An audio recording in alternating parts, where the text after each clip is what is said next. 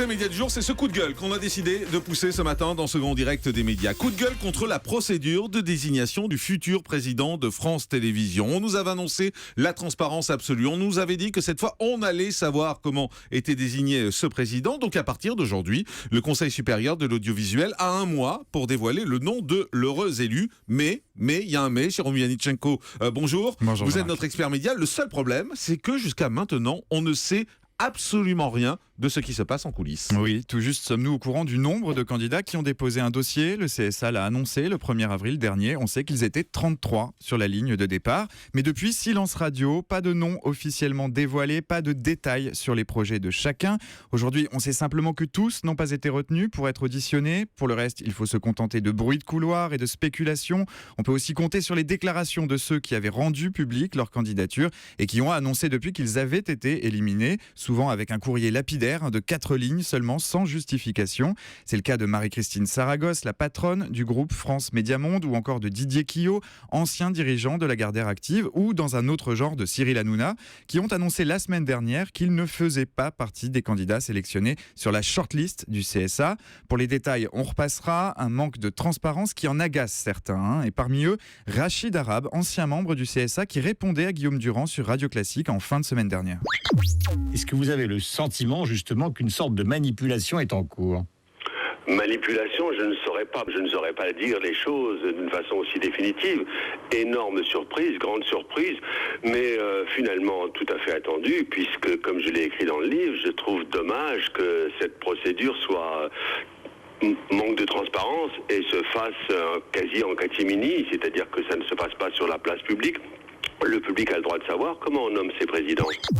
Alors certes, le public a le droit de savoir, mais vu la tournure des événements, il n'en saura finalement rien, jusqu'à l'annonce officielle qui doit intervenir entre aujourd'hui et le 22 mai prochain. Alors on n'est pas les seuls à nous étonner de cet obscurantisme qui règne autour de cette nomination. D'autres voix s'élèvent face à quelque chose qui semble bien opaque. Oui, et c'est le cas des principaux intéressés, les salariés de France Télévisions.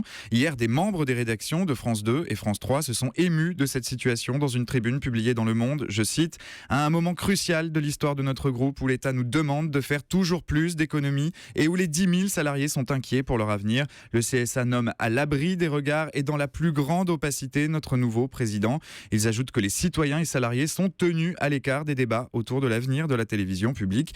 Un état de fait que ces salariés regrettent et qu'ils qualifient même de procédure antidémocratique. Alors on a quand même du mal à comprendre pourquoi cette procédure est-elle si secrète. Eh bien, c'est le résultat d'une décision prise par le Conseil supérieur de l'audiovisuel. Le 4 février dernier, les sages dévoilaient les détails de la procédure qui serait suivie pour la nomination du futur président de France Télé. Après réception des dossiers de candidature, le CSA expliquait qu'il retiendrait une liste restreinte des prétendants sélectionnés pour les auditions, mais pas de détails non plus sur comment était effectuée cette sélection. Il prévenait déjà que ces auditions ne seraient jamais rendues publiques. Et ce matin, le CSA nous indique que c'est tout à fait conforme à une décision du Conseil constitutionnel prise en 2000 qui estime que la publication intégrale de ces auditions pourrait porter atteinte à la sauvegarde du respect de la vie privée des personnes concernées. Bon, soit.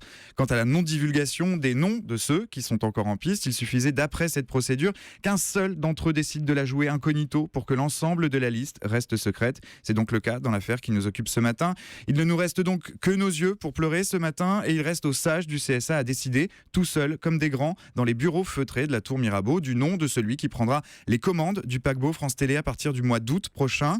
Lorsque François Hollande avait rendu le pouvoir de nomination des présidents de l'audiovisuel public au CSA, on attendait une plus grande transparence. Eh bien, ce ne sera pas pour cette fois. Voilà, on a proposé au CSA de parler, bien évidemment. Ils sont les bienvenus demain également s'ils veulent répondre, s'ils veulent nous expliquer. Le problème, c'est que plus c'est secret, plus il y a de doutes sur la façon dont tout ça est fait. Beaucoup disent que finalement, ce président est déjà désigné depuis longtemps, ce président de France Télévisions, et que tout ça, c'est juste de l'enfumage pour habiller l'ensemble. Donc, si le président du CSA, Olivier Schramek, veut venir nous expliquer pourquoi et comment tout cela est fait, il est bienvenu. On lui fera de la place demain sur Europe 1.